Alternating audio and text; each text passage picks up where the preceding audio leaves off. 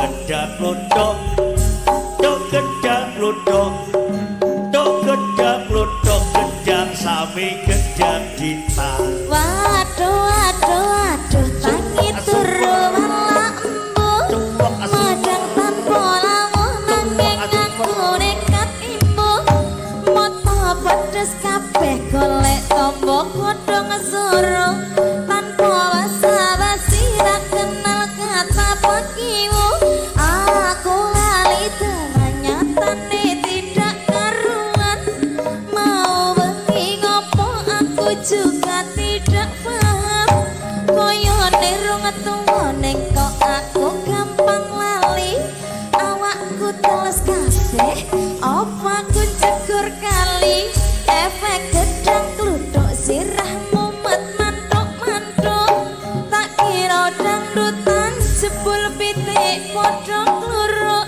tiwa joget-joget goyangane kloget-kloget ora wani ngelih aku sang wayang penyih gedang lodok tok gedang lodok tok gedang lodok gedang lodok gedang lodok tok gedang lodok gedang violin gedang septik gedang sapi gedang mukri